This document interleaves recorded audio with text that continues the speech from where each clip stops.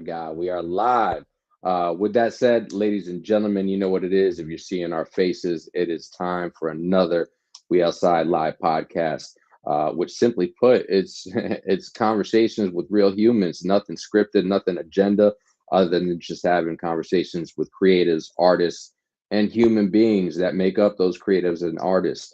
And tonight is going to be no different than it ever is with us. So I'll just remind you, we are the We Outside Live podcast. And if you are rocking with real conversation, y'all need to stay locked into this situation because it's about to get real. As always, it's a special guest out here with us. It's their show. We facilitate the conversation. But today is very special. Let me tell y'all why. Because while I might be in Kansas City, Missouri, and G Woodz might be sitting down in Houston, Texas right now. I'm, It's I'm, I'm in Dallas. where you, oh, you're my bad, my bad. He's in Dallas. But it's not every We Outside Live cast that you have two people from Bridgeport, Connecticut as their origin on the live cast. And that's exactly what it is tonight. OG Dooney's going to be popping in with us at some point. But again, ladies and gentlemen, let me introduce, and I'm going to hand it over to you, to G Woodz. G Woodz is a music producer. G Woodz is a lot of things, but big time music production is what he's at. He's got his own label. He manages some artists, if I saw correctly, as well. And we're going to have some dope conversation, bro. But I'm going to turn it over to you. Welcome you to being outside with us. We appreciate your time. We appreciate everything that you're going to share with us today. But why don't you go ahead and let the outsiders know in your words who you are and what you're about, bro. And we'll go from there. Everybody live. What's up, world? My name is G Woodz the God, aka Gregory Norwood. I was born and raised in Bridgeport, Connecticut. I started music young. I started music like at 5. I started playing drums at 5, and I picked up the piano at like the age of like 7 or 8. I started production. I think I did my first production at like 12. This is when we had the Wow. Triton keyboards with the floppy disk. Wow. So I was like, I was like pretty much doing everything, all the production on that Triton keyboard, and then I take the disc out and put it in the computer and mix it and everything. And yeah, I was like 12, 13. That's old school. That's real old school right there. This, bro. Long gone are those days, bro. It's so much quicker, so much easier these days to get that production done. So I can appreciate that. And what I appreciate about what you said there, as far as your history with music and production as a whole, you actually started out with instruments, right? Because not necessarily a lot of producers have that experience. A lot of producers just get into the production aspect of it, whether they're going into their Florida studios or the Fruity Loops or the Abletons or whatever the case might be. um you really have the foundation of music. Is that something that came naturally to you, or is that something that you just kind of picked up along the way? Because you said, I think, if I heard you correctly in your intro, that you touched the piano first when you were like 4 or 5 or something like that. How'd that come about? Yeah, I touched the drums when I was 5, and then I touched the piano about like 7. The drums I picked up just from around family members that played the drums, and the piano was just something I always wanted to. That was the instrument I wanted to learn first, or it was something I finally picked up. There you go. How do you feel having your experience with those different instruments from a young age helps you um, as a producer versus someone that might not have that experience with musical instruments like you do? Because when you producing, like you said before, the producers that use Ableton and the producers that use Logic, not knocking those type of producers. I feel like those type of softwares are more for producers that are not musicians. See, I use Logic sometimes, but I use Pro Tools and I use GarageBand. GarageBand is more for musicians because you get to plug in your instrument to your Focusrite, and it comes out pretty loud and clear through GarageBand more than any software. So when those producers use Ableton and Logic, it kind of takes away, even though it's digital recording, it kind of takes away from like even the drum patterns. A lot of them what's the word I want to use? I think they syncopate beats. You know what I'm saying? And the beats don't sound authentic. So like as a musician, when you can when you hear rhythm in your head, you don't go on when you like with me when I use GarageBand, I don't syncopate beats, so it's raw and authentic sounds, and I'll find It's the not most. really getting compressed, really, right? Is that No, fair to say? Kind of. yeah, yeah, because it's not really too digital sounding. It's more live instrumental sounding. You know what I'm saying? And I'll just engineer it to where it does sound a bit digital, but then you listen to it and be like, "Now that sounds like a live cowbell. That sounds like a live snare." And 9 times out of 10, it is because I'll use my electric drum set. You know what I'm saying? Or Okay. use live presetted sounds in there that they're already pre-engineered, and which those are kind of hard to use. I ain't gonna lie, those are hard. But yeah, you have an advantage when you're a musician, young, and then going into production. You hear the beats different, and you hear music different, and you're not an Ableton type of producer. Even though a lot of musicians do use Ableton, the majority of them use Pro Tools. But I'm more of GarageBand, and I'll dump it into Pro Tools. Um, Okay. um, and yeah, you being a musician young has a amazing advantage. Well, and I like how you broke it down there as far as really explaining the differences, right? Because you said you're really getting that live sound, right? And especially in a day and age these days where obviously, we were talking about just digital production and how easy it is. I mean, what's the running numbers? Like something like 130,000 people upload songs, for example, on a daily to different DSPs and whatnot, right? So Right, I have a certain appreciation for what you explained or how you explained it there because especially anybody that's like really listening with their ear that gets it right, it's it's going to give your production that much more of an edge, right? Because it's like how the beautiful thing about that, bro, I think really is, a lot of people sit there and think, well, how can I sound different than everything else that's going on? You don't have to because everything you're doing is just natural and as authentic as it possibly can with the right, way that you lay your productions down. So that's going to give you, especially, depending what you're making a certain track for or EP or full project as a whole, right?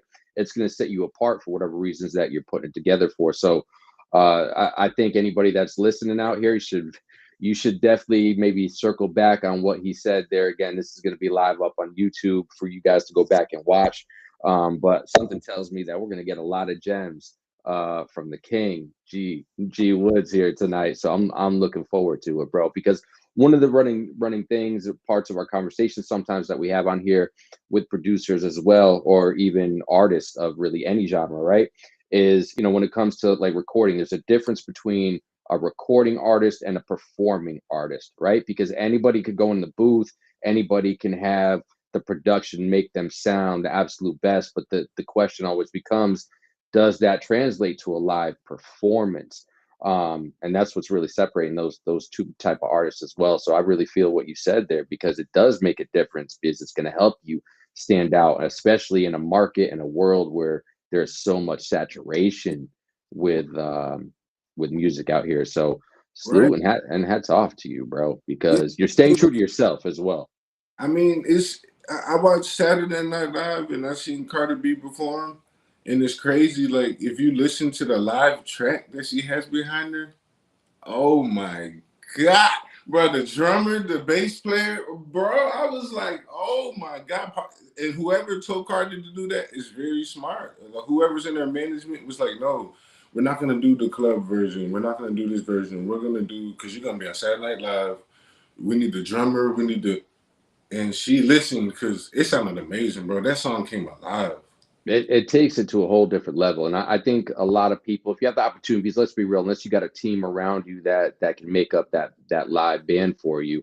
Obviously, it costs to have that band, but I think for anybody, and let me know if you agree with this. I think for anybody that is wanting to be a live performer, and most especially anybody that's looking to really make a sustainable career out of this, and I don't necessarily mean like blowing up and becoming like a celebrity status, right? When I say sustainable, I say having that fan following where you're literally making money off of your art and you're making off your music, right? Where you can do this truly as your career. I think, if you look at it from a business perspective, you got to look at that investment. Are you investing your money in the right way? And I'm one that says, hey man, even if it takes you time, if you're gonna go out and live perform, do it in a way where people aren't doing it, which is exactly what you just described with that Cardi B performance. Because again, when we talk about no different than we talked about you and your production, when you can do that, bro, it could be life changing for some people, not just because it's a different sound, but people are going to be like, yo, that man, that woman, that band as a whole, wow, they're really doing their damn thing, and they're doing it truly live, right? is Right. is that is that something you agree with respect to if you have the means and capability to invest, if you're a live performer, on a consistent basis, right, to put the time, investment, and money into performing with a live band? And what's your take on it in general? Yes, I mean it's show business, and I understand a lot of artists do go on tour and they just have a DJ, and some of them I've been on some of the tours. They have like four different DJs, and they just cue they just get the cue to come in, and it's their turn to spin, and then the next DJ, and then the next, and that's cool, but it's just it takes away. I'll listen to the song and I'm like, man, if they had a live band, this no, this crowd, the crowd was going crazy, and I'm like, it would have been crazier. You know what I'm saying, with a band, and I would be listening. I'm like, nah, man, it just sounds too dry. It has to have a band. You know what I'm saying? And I even I went to a Nicki Minaj tour. I went on one of Nicki Minaj tours, and they was going crazy in there. I was too, because it was like the energy was crazy, and I was like, man, I never seen a tour like this. That was like one of the craziest tours I've ever been on. But it was dry because there was Mm. no band there. Every song she did was just with that same two or three DJs that was spinning. And I was like, dang, if Nicki had, and even some of the Afro songs she was doing with the Afro rhythm, and everybody's in there getting their Afro dance on, I'm like, if she had a band, How much differently that would have hit. that would, you know what I'm saying? You leave a memory in their brain when they leave. They're gonna be like, man, I can never forget that show. Um, I just wish she did it. And there's a few I wish they did. Even some of the Saturday Night Live performances, I'm like, why they got it? I don't know when Saturday Night started doing that, but it was just the artist and the DJ. And I'm like, they are known for live performances. What in the world? But Well, you make a good point too, right? Because if you're at a concert and you're just having, maybe you're rotating through even like two or three DJs, you're going to have kind of the same tone throughout, right? And the tone really now falls on the artist to bring them on that roller coaster of emotions, if you will, switching from one song to the next or a different set, a little broken set of the entirety of their performance as well. And I think it's going to make it more challenging to put that on the artist as well. So like, why not put yourself in a position where you just go out and, like you were saying, you're feeling the energy, you're feeling the frequency of not just the crowd, but those live instruments that are kicking in as well, because that's naturally just going to take you on those waves of the energy and frequency that comes with that, right? it will, man. It will. And shout out to Offset. That was the best Saturday Night Live performance I've seen in a while. With him in the band he was with. That was ridiculous, bro. It's something different. We've definitely seen a lot more of that going on. I mean, like for example, one person that comes to mind right off the top, Richie Rich out in the Bay. A lot of his live performances over the last year, he's been using live bands and Smart. That's what people want to see. They want to see the drummer. They want to see the guitar player, the bass player. Even if you got a percussion section, they want to see the bongos. They want to hear the background singers. That's what they come to see. They come to see that, and they come to see the actual lead singer, the headliner. yeah, and it makes it more intimate, right? It makes it more intimate than just going to, another show where, even if you have a love and appreciation and supporting that artist and, what they do, but if you can get an experience like that, that's something different, and you're not going to see every time that you go to a show as Right. well. I agree. Um, so obviously you do a lot. You do a lot of production. You work with a lot of different artists. It seems like you got some. You got your label as well. Let's talk about some of the artists that you're working with right now. Anybody in particular that you're working on any projects with right now in the moment? Anybody in general that you want to speak about as far as what you got going on? Um, no, no artists in particular. Um, right now, I'm looking for artists that I can put through my entertainment company just to see um, how they perform live, and if I feel like they're good enough to be an artist that perform live, then I sign them to the label. And right now, I only have three artists on that's part of the label. But most of the artists that I do make music for, they're not even part of the label. They just want music. That's what's up. What's important to you aside from the obvious as a producer, right? But what's important to you when you're looking to work with an artist, whether it's just an artist coming through for maybe a single or a couple tracks on a project that they're working on, and certainly most importantly for any artist that you're looking to sign for your label. I mean, because you already obviously mentioned, they certainly got to have some talent. Live performing is important to you, but aside from things like that, what's important to you for anybody that you're going to do business with, especially as an artist? What's important to me is, um, making music for the right reasons. Like, just don't make music just because you want to get to a bag. Like, you're gonna get to the bag. I want artists to know like the bag is gonna be there. Just make these necessary moves and make these necessary transitions in business and entrepreneurship so you can get to that bag. You know what I'm saying? And just don't compromise yourself to make certain type of music so you can get a bag so fast. So just stay a true artist. You don't have to compromise yourself as an artist. Because that's what a lot of them doing. There's a lot of really talented artists that we would never see that side of them. They don't know Hmm. how they really would sound. They sound way better than they normally would sound, and they dumb their sound down for the label. And that's horrible. And It is. It's I don't want my artists to. I don't want any artist to sign to my label to feel like they have to do that. I want them to have creative control and to be able to sound how they want to sound, and and and just make music for a bigger reason than, oh, we're gonna get another bag, and you know what I'm saying, oh, we're gonna hit another city, Houston, San Antonio, we're gonna hit Cali. Do it for bigger reasons than traveling and like, you know what I'm saying? Do it for the passion and do it because you want to put out the right vibes and the right message through your music. Like, use your music as your way to put out a message and a good message. You know what I'm saying? And the artists that I have now, that's what they do. Like, one in particular, he he's a conscious rapper. So if you listen to what he raps about, it's like food for thought type of rap. mhm. You know what I'm saying? So when you really listen, you have to rewind and you listen again, you rewind and listen again and be like, man, he really saying some things. You know what I'm saying? That might not get a lot of radio play, but he do have a good following, a good fan base because there's a lot of conscious rappers. So he's definitely relevant. You know what I'm saying? And I always tell him, stay true to that sound. You don't have to be out here sounding like, you know what I'm saying, Drake or any of them or Kendrick or any of them. Just be yourself. Yeah, just be yourself. And I think that goes along with. Before we continue on, we want to welcome in my brother, my co-host. I want to make sure I do a introduction as well. G Woodz, you got my brother and my co-host OG Dooney, aka John Wyndham, right there. Oh, G, Dooney, How meet you the doing, king, G King? Woodz.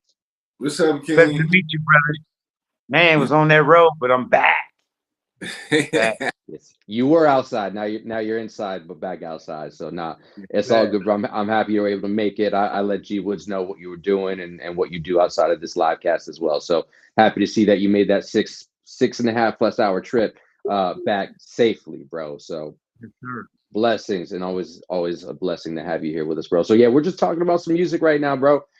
G Woods is a music producer, owns an entertainment company. We're talking about his artist.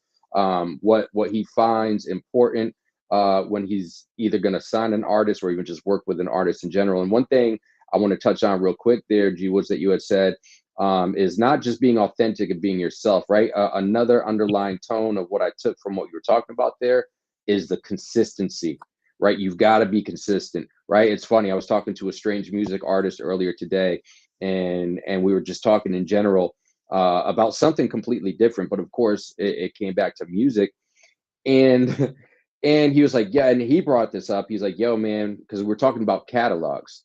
We were talking about catalogs, and he's like, yo, everybody wants to have this viral moment, and he's like, there's nothing wrong with that when somebody catches some fire, right? But if you start to catch some fire now, what happens if you've got, you had a viral moment, you had 1 million people, see this one song of yours, right? And then they go back because they want to hear more, and then you got nothing, right? And that could either be because they weren't consistent in putting that down, or to the point that you're saying, they're either so busy trying to be somebody else or be so perfect with what they're putting out, they're shooting themselves in their own foot. What are your what are your thoughts and your take on the importance of a catalog, especially for anybody that's lucky enough to maybe catch that viral moment that we were having that conversation about earlier today? Man, that's crazy you said that, because that I thought about the moment that Michael Jackson had with Barry Gordy, and he was just, Michael was just sitting on music. He was just sitting on music, and he was like worried about so much stuff. He was like, I don't like this, I don't like that. So Barry played the song, and then he was like, Michael, it sounds fine. He said, let me hear another one. Michael let him hear another one. He's like, Michael, how long you been sitting on this music? Michael said, 7 months.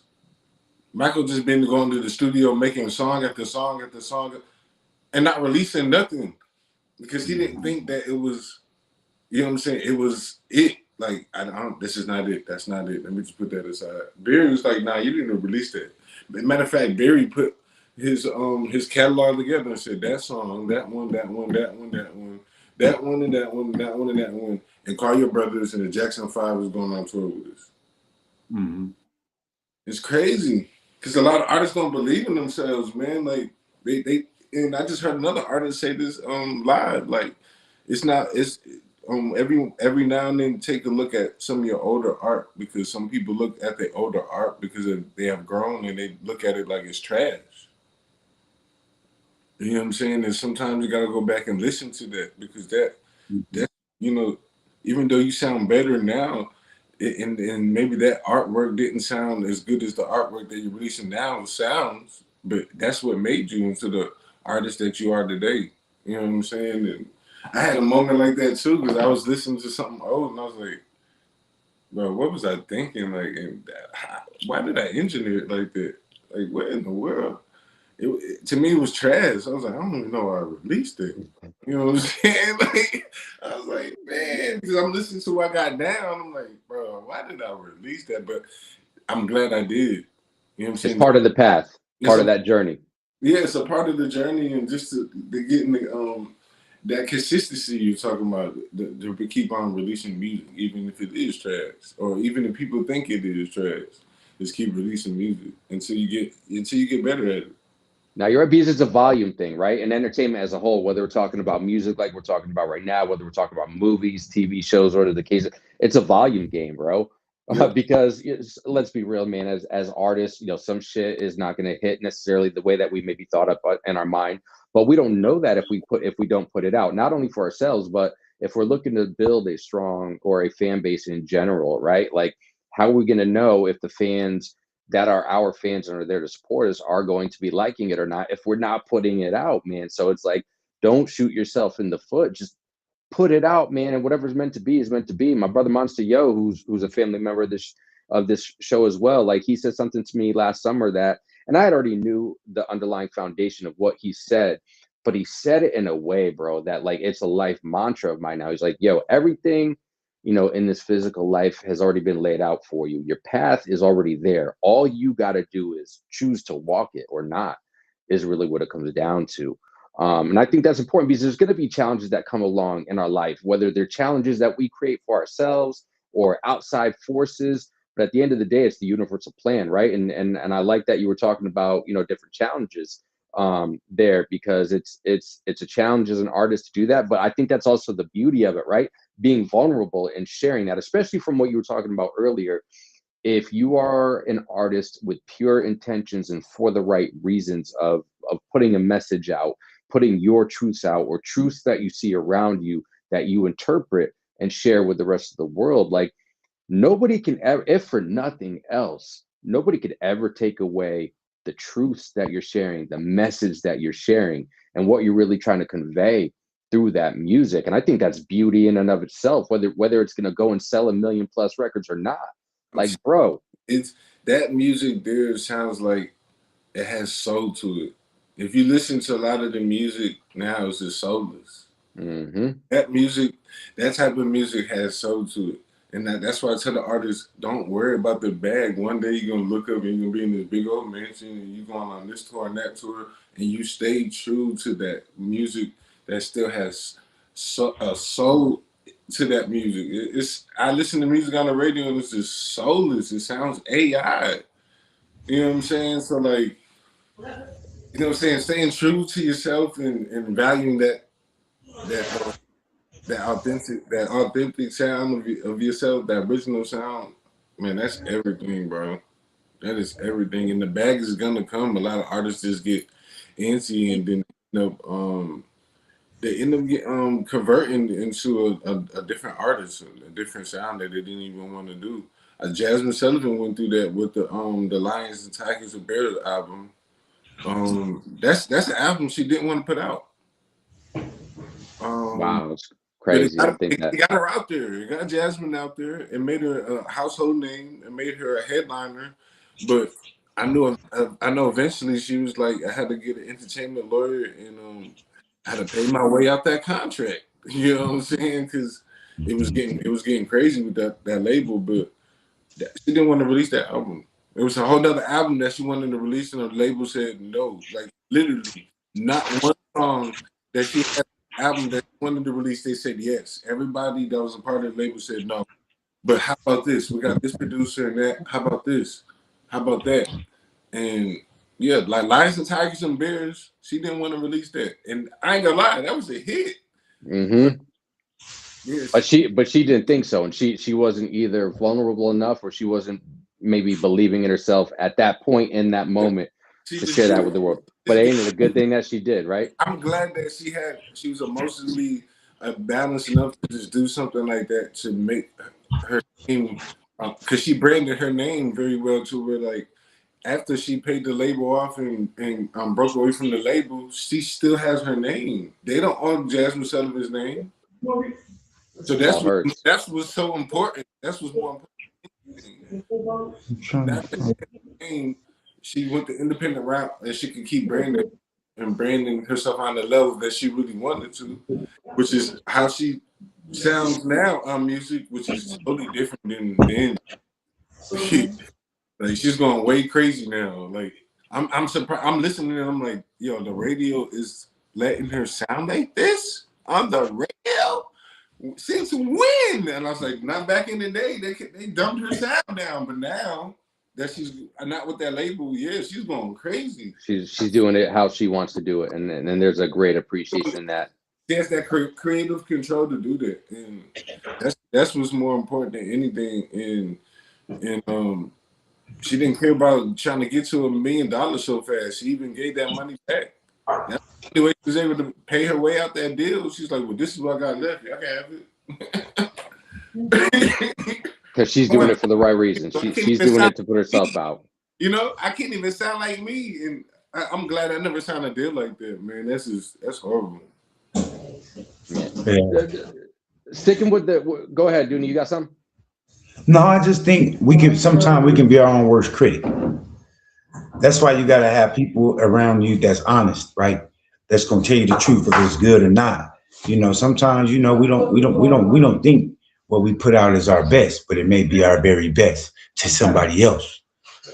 And the music is for other people to judge, to tell you what you are and to hear it. So give it to them and let them see what it is and let them pick out of it. You know what I mean? I said Pop do the same thing. Pop, Prince, that just got hundreds of songs. You know what I mean? Mhm. Um, and that's why people still putting stuff out right now too. You know, but that's a gift too. That's that longevity. We talking about you can be an artist and be a vanilla ice, right? One hit wonder and be over, or you can be in it like 40, like Snoop. Yep. That means you constantly creating, and you those people that's around for that period of time, a long period of time, is their original artist. They are themselves. They're not sounding like nobody else. That Right. keep you around. It's the originality. You know what I mean? So when I hear it, I can be like, oh yeah, that's Pop, or that's 40. You know what I mean? That originality is important, man. But like I said, we need people around us that's gonna be honest with us and tell us, bro, that's straight or that's not or whatever, you know? Because Right. we can be our own worst critic. We can step on our own toes, you know what I mean? So to Mhm. speak. Nah, that's so true there, bro. Because having all those yes people around you, and it's not even necessarily always to the music itself. It's the belief or the non-belief in yourself as well, and it's just how you're moving in general. You got to have the right, because when you get to the business side of it, you got to have the right business people and the right business team around you as well. And to that point that you made as well, Dooney, are people part of your team because they want to help steer you in the right direction, or are they just trying to get their cut for themselves, and that's Mhm. all in it for them? And we know it's any business, right? Not even just the music business, entertainment business. Any business, you got to be very careful with who you keep as your team. But I think it's different too when you are an artist and you're creating something that is of pure intention and of a pure message, like me and G Woodz were talking about before you popped on. I think that becomes that even more important, to have the right people around you from the creative standpoint and push you in the right direction. Um, because to what you were just saying there, Dooney, like your art can suffer, and that's something that G was talking about earlier in general, like not letting your art suffer by making the wrong decisions, or in this case, as you were saying, having the wrong team members around you. And I think that's a hella dope point. To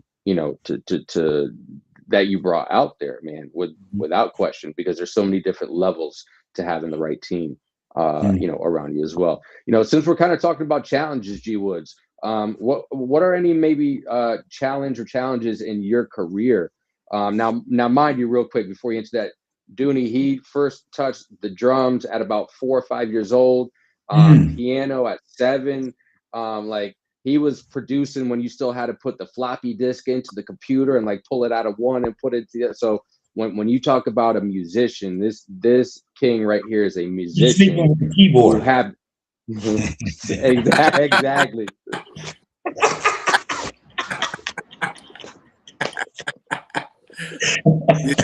Yeah. You gotta love Oh what you do, shit. though, bro. You Yeah. gotta love what you do, bro. And you gotta start them young too, bro.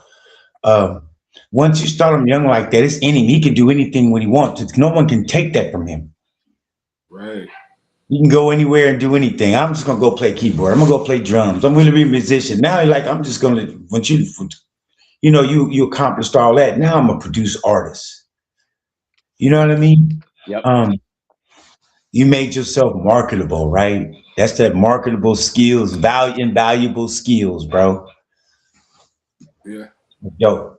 So true. So Appreciate yeah, I wanted to give Dooney a little background and context. But with that said, back to kind of where I was going with just my next thought there.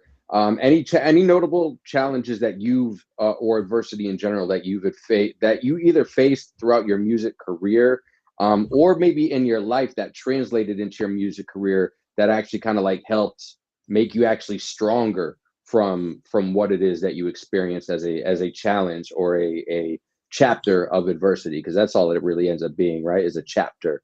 Anything that stands out to you that you would want to share? Yeah,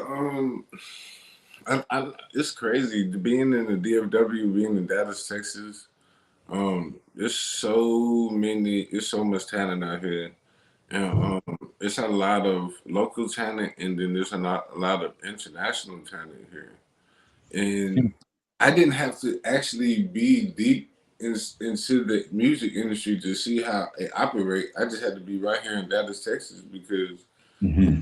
there's certain people in Dallas, Texas that we call like the gatekeepers, and how they operate in Dallas. It's sad, man. It's sad. It's sad how Dallas operates to where like how long it takes for some of the hottest artists in Dallas to finally pop because y'all didn't put a stamp on them, and then some of them are overdue. You got Duran.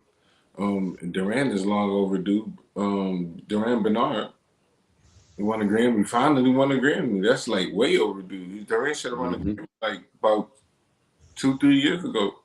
You know what I'm saying? So we got artists like that in Dallas. They finally won some. Shout out to Frank Mocha. Frank finally won a Grammy. He's from right here, Dallas, Texas. That's overdue. I'm like, dang, and what's sad is that has nothing to do with Frank um, traveling, and because he did a lot of traveling. Nobody hated on him when he went to these different places. There's certain gatekeepers right here in Dallas that really call shots to where like Frank couldn't. It's like everybody knew who Frank was, but he couldn't have that breakout career like he wanted to because of these gatekeepers here in Dallas. So then Frank got smart and started touring with people that are the gatekeepers, certain gatekeepers from Dallas. He been on tour with shout out to even Erica with Badu. He was on tour with Badu. We've been on tour with Badu for like say like 3 years now. So Mm-hmm. that was his way in. Now he Wow. got a Grammy. Now he got a Grammy. Mm-hmm. And he been touring for Erica for 3 years as the drummer. He started his own band, Wow. Dos Negros. Shout out to Dos Negros. Um, and they finally got a Grammy. You see what I'm saying? And it's crazy to see it. Like with my own eyes, and said, "Dang, yeah, he got on with the gatekeeper." Like, but he been held down for a minute, and he did the most traveling I ever known. I'm like, what's taking this nigga so long? He be on tour with everybody. So as he got, Right. as soon as he got to Erica though, that And you ain't. got to adapt. That's what I take from that. You got to be able to adapt because it's funny. I've been in KC for less than a year now. And that's one thing I like, even before the family and I moved to Kansas City, I was definitely trying to get a feel for the area. And it's crazy the amount of gatekeeping that goes on here. And it's like, that's kind of like anybody that I talk to from Kansas City, whether on this show or just in normal conversation. Matter of fact, we had shout out to Black Walt, who we had a conversation with last week. Um, and it's the same thing when Yeah, you ask a lot of people. It's a lot of people just gatekeeping or just not. I don't even want to call it sharing love, right? It's just, and I don't even want to call it like hating on people either. It just seems like more along the lines of people maybe get so pigeonholed that they feel like there's not enough blessings of this universe and this world to go around. And I feel for people like that because I think that'll eventually come around to them at some way, shape, or form because life, as we talked about earlier, no different than a concert, right? It's a roller coaster, mm, right? A business, life in general.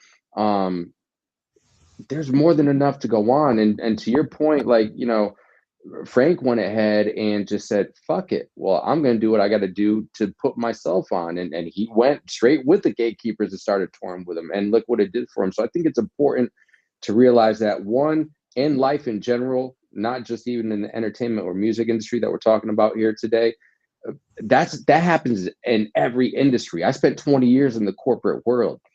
It happens everywhere. So I think the more that you're aware of that, you got yeah, to carve your own lane at the end of the day, and whoever you meet along that path, you just got to go along with it. But you have to have that adaptability because if you cannot adapt, then you're not going to be able to attain the sustainability that we were talking about earlier either.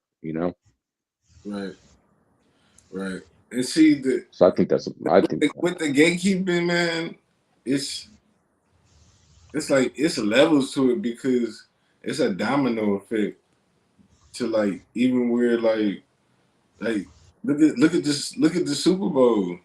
You see what I'm saying? So then now, y'all went with Bad Bunny this year. So then what y'all gonna do next year? You know what I'm saying? That's the biggest question for me because I don't know. I just feel like if they don't make the right decision in the right, I think who's over the Super Bowl, Rock Nation now. Yeah, they've been there for like at least like 7-8 years now, something like that. If they don't go with the right decision, and not to say Bad Bunny wasn't, Bad Bunny actually was a pretty good decision, and it was a lot of Latinos that was out, and it was pretty cool. I ain't gonna lie, I've seen better Super Bowl performances, but it wasn't a bad performance. But next year, if Super Bowl don't really come with it, where's that gonna leave? Like halftime performances, and that's gonna have a domino effect on show business. Mm-hmm. It really will have a domino effect on show business because the prices that a lot of these artists was coming to these club owners with the club owner are gonna be like, nah. And I seen the Super Bowl, y'all all suck. Like seriously, like because a lot of people that watch the Super Bowl that know me that are musicians said the Super Bowl sucked. And I was like, bro, don't say that, bro. Like give them some credit. And then they're like, bro, we've been musicians since we was little boys. The Super Bowl sucked ass. And I'm like, damn. That's fucked. You know what I'm saying? But I can't say he That's what it is. I didn't watch the Super Bowl, but if they saying that, it had to be that's what it was. Then when I go on Facebook, they saying the same shit. And I'm like, yo, even my band members are saying it. Like, that was ass, bro. Shit, we could do Super Bowl. I was laughing because we actually put on a show. If we did the Super Bowl, we would put on a fucking show. I've been doing this shit for like 15 plus years, going on stage with my band and put on a show. So we was talking about that, and that shit is funny because that's what we would have did. It would have been easy, too, because we've been doing it so long. So, like, he was like, bro, if they gonna have that nigga do that shit, that whack ass shit, nigga, we can do Super Bowl. What the fuck going on? And I say, yeah, he not lying. He got a point. So next year, they gotta come with a really good performances. That they don't, it's gonna be a domino effect, and prices is gonna go down. They're not gonna care about live entertainment like that.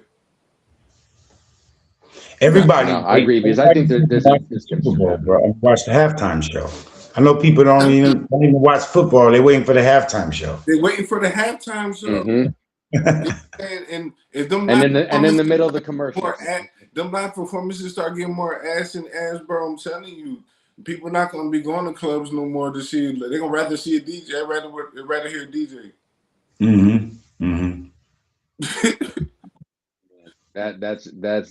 That's a true story right there, bro. It's a true story right there. I just don't believe there's nothing. One thing, band, bro. Nothing's like a live band, bro. Telling you. No, I think we were talking about that right before you had popped on, dude. Yeah, on cue. You get the encore. You could do anything, bro. Yep. When you got a live band, bro. Yep. It's so next level. It's so next level, and it was because we talked about that for a good like 5 to 7 minutes at least before you popped on, Dooney, and that's so true, bro. That's so true. One thing I want to make sure, G Woodz, that I talk about, because I would be remiss if I didn't talk about this. We're talking about your history. We're talking about, your musical inspiration. You and I both grew up in Bridgeport, Connecticut. So you and I both know what Bridgeport, Connecticut is like, which Dooney, you've not been there yet. You'll get there one day with me. But it's very similar in nature in certain areas to that of Sacramento, of which you grew up in. So my question to you, G Woodz, how did growing up in Bridgeport, Connecticut, first off, where did you grow up in Bridgeport, Connecticut? And then let's talk about how growing up in the environment that the 203 is and was for us when we lived there, especially growing up, how that kind of shaped you in any way, shape, or form with respect to your musical background. Awesome. Man, shout out to Bridgeport, man, the 203. I grew up around the north end. I was over there near Trumbull Gardens. They're like the terrace, and I know. Okay, overall, yeah, Chopsy Hill Road, kind of like Boston Ave, right in between Yeah, Chopsy Hill and Boston Ave type of area. Push yeah, back there. Chopsy Hill. I used to live with my uncle too over there off of Chopsy Hill. It was off of Greenwood Street. Because once you bust it right out of Greenwood and go up Chopsy, you could go all the way up to Trumbull. So I was maybe like not even 10 minutes from Trumbull, if that. That was the area I was in. Not far from Trumbull, like Trumbull Mall. Yeah, Trumbull Mall, if there's a little traffic on that road, maybe it's like 15 minutes away. yeah, which is not bad at all. I kind of split time as an adolescent before I went to college. I grew up in the Black Rock section, like kind of right on the Black Rock section where it kind of like then broke off to like PT, if you will, Ellsworth Field. I don't know if you know that vicinity at all. And then I ended up in the North End by the time I got like right before I got to high school, not too far from like right behind where the Pathmark used to be. Yeah. Back in the day on Main Street over there where the old Blockbuster was, Merritt Canteen, kind of up in there. Yeah. So you always hung at the Cove then, Captain Cove. Oh yes, I love going to Captain's Cove, especially on Sunday nights. Sunday nights when they had the DJs out. You know, once you were a little older enough to get out there at that age. But I love Captain's Cove, bro. I'm a Pisces as well, so I just love the water in general. Right. Yeah, man. I still love Bridgeport. Shout out to Bridgeport again. I'm going up there a few times this year. I'm going in June and I'm going again in October. What was growing up in Bridgeport? What was it like for you, and how did that shape, if any way, shape, or form, your music as you were going through it up until now? Growing up in Bridgeport, man, it was up and down, man. It was a roller coaster ride. And then being on the north end, um, see, a lot of my family wasn't even from the north end. A lot of my family was from the east end, and a lot of people knew my last name. But I was a Norwood, and I was a Wiggins. So when they would see me on the north end, even though I didn't know a lot of people on the north end, I went through hell. Oh my God, I went through so just seeing my face, and then I'm getting approached. And they're like, yeah, we know who you is. What you doing on the north end? You need to go back over there to get into all my families on the east end. I went through that like every day. That was like every day. You know how Bridgeport is. Mm-hmm. Until they finally accepted, like, okay, I guess this nigga just gonna be here on the north end, like he really from the north, because I'm not from the north end. I'm really from the east end, but I wasn't raised over there like that. I was really raised on the north end, so just going through that, and then just going through the struggle a bit. I mean, not much, but just seeing a lot of the youngsters like drug dealing young, that messed me up, because a lot of them was really talented. I seen dudes I went to school with. Even when I went to Reed Middle School, I went to Wilbercross, I went to Hammond. You know what I'm saying? I went to Bassick. You know what I'm saying? Shout out to Bassick, but we're going to these different schools and seeing a lot of them drop out of school at like, and our area, they were dropping out of school at like 12, 13. Mm-hmm. This shit was crazy to me. These were some of my best friends. I'm like, what you mean you're not going to school no more? Because I didn't know why I didn't see him in school. So when I seen him in the hood, I'm like, why ain't you in school? And he just putting out money, he putting out a gun, he putting all this drugs. I'm like, what in the world is going on? And these were people close to me. Mm-hmm. That really messed me up. And because Bridgeport changed a lot once drugs hit the scene. It's everywhere, man. Crazy. I think what really messed me up was by the time I was 14, I was going to Hardin High School, and the teenage pregnancies. Underage pregnancies was crazy when I was 14. Like all the chicks that was like either in 8th, 9th, 10th, and up. They was pregnant.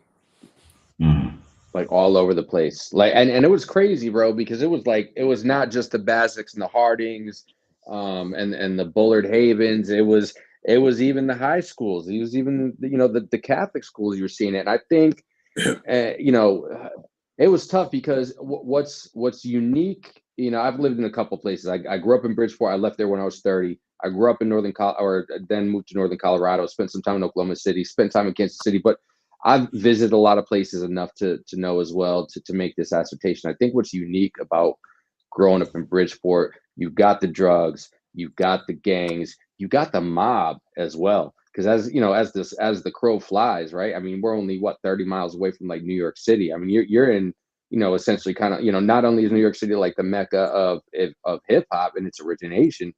Like, I mean, that's where the crime family, the mob originates from. So when you're talking, you got New York, you got New Jersey, you got Connecticut mobs. There's a lot going on from all facets. And I don't care what socioeconomic background, cultural background, religious background, those demons made its way into many, many different families and households. And it was crazy because same experience as you, man. I remember 7 years old I was trying to go, it was a Tuesday night.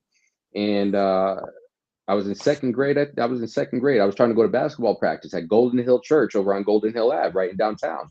And we ended up having to cancel practice that night because somebody just got deleted due to gun violence on the corner. Dang. And it's crazy. Like, bro, I didn't even unpack that until this past summer in 2025. I mean, it was so crazy. I was out at a club in Fort Collins one night, like 14 years ago in Colorado. And there ended up being some raid because I don't know who it was. I don't know if it was FBI, DEA. I don't know who it was because it was not in the papers. And now, mind you, Fort Collins is like 98% white. So an event like this goes on, it's going to make the papers, bro. There was like a dozen dudes that came in full gear, whole nine, automatic shot, guns and whatnot. Everybody in the bar is down. Bartenders are ducked down behind the bar. I'm sitting there. I was drinking at the time. I haven't touched a drink in over almost 5 years now. I'm sitting there trying to take my shot at tequila, bro, while all this is going on. And I'm turning around looking at it like it's just a normal day to me. Like, that's crazy to grow up in that environment. And then 30 years later, just to be like, just another day in the life. You know what I mean? But that was Bridgeport, bro. It really was. Yeah. Yeah, man. Oh my gosh, and that's crazy because I had moments like that outside of here in Texas, and yeah, it was like being in Bridgeport. So I didn't even have the emotions I had when I had in Bridgeport. I just did what I did to get out of that situation. You know what I'm saying? Alive, and I was like, man, that's crazy. Like, it's different going. It's different in Texas. You know what I'm saying? So I don't know. Bridgeport, man. Bridgeport. I seen the Bridgeport Young was. Do that. You know what I'm saying? And man, rest in peace. Some of the people I grew up with, man, even the family members. Like, got a cousin that got shot in the head. Like, just crazy stuff that happened in Bridgeport, and just a lot of innocent people that died in Bridgeport. Because the gang violence, the gang violence started getting like it was the West Coast. I couldn't even believe it. I was like, yo, ain't this what Snoop and them be doing? Like I knew we gang banging, that was the era, but I didn't know it was going to have a domino effect to where it came all over to Bridgeport. And when they started banging, it was crazy. It was crazy when they was banging in Bridgeport. This was like no other place I've been, and I've been everywhere, man. In my 37 years of traveling, everywhere, and I know to this day. Dooney, we're getting feedback. We're getting feedback. Yeah, I hear the feedback too.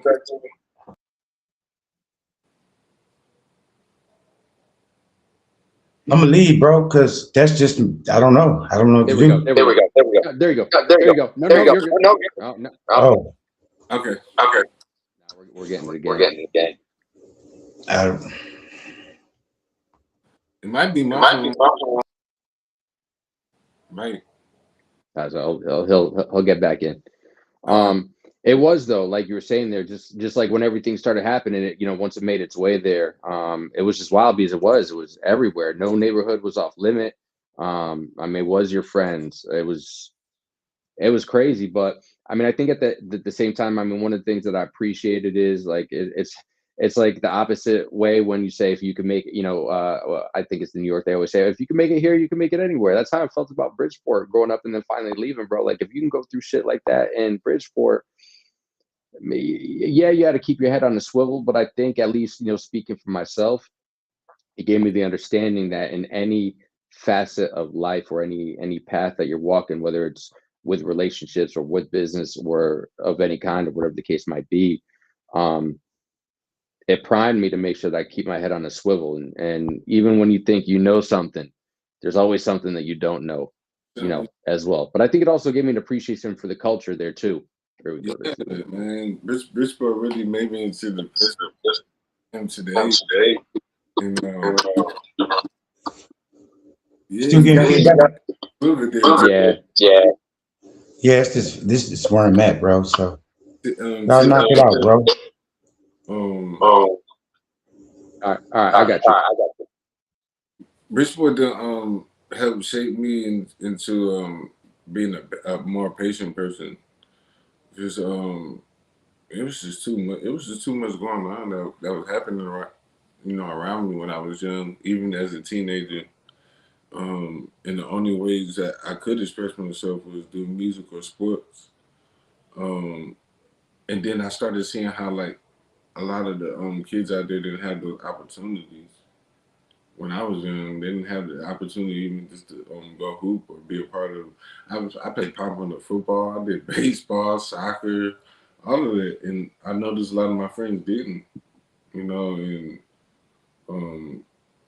I wish they did because a lot of them, the ones that weren't into sports, and I knew they were talented, yeah, they all became drug dealers, bro. Every last one of them, man. And my era was when the blacks was working with the Italians.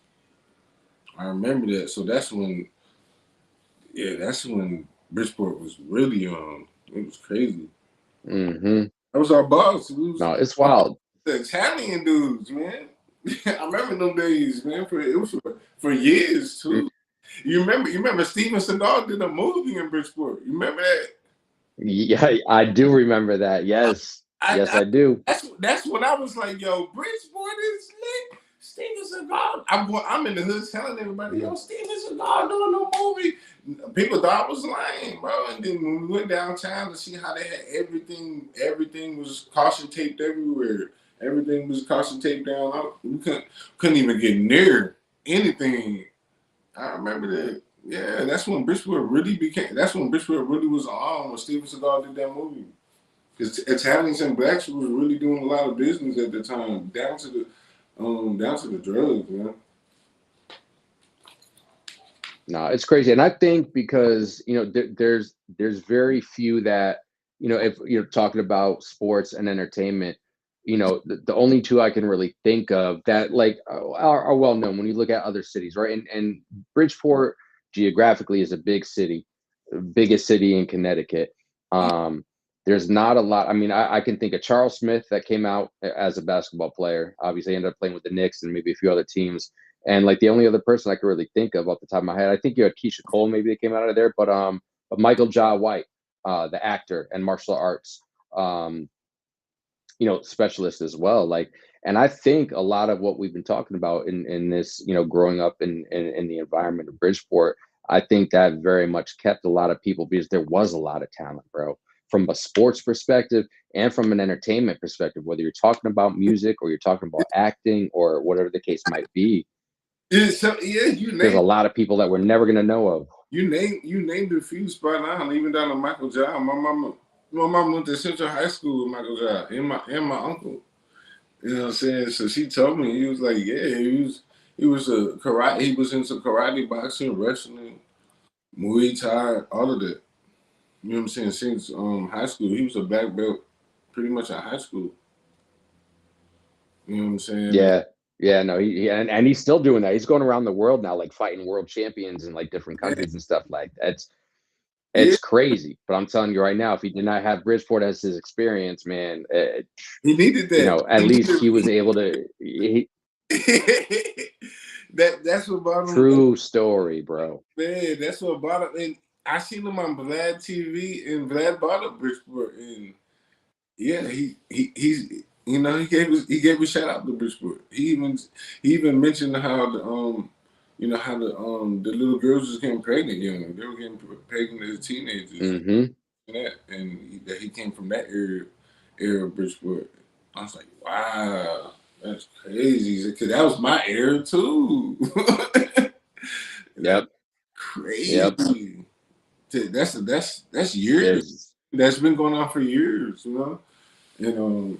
And and there's no stopping it. Like Bridgeport's always been a corrupt. I mean, if you talk about like Mayor Ganem, you bring up the name Mayor Ganem, like that dude went to jail, came back out, you know, was the mayor because of his ties to the mob and his RICO charges that he got thrown at.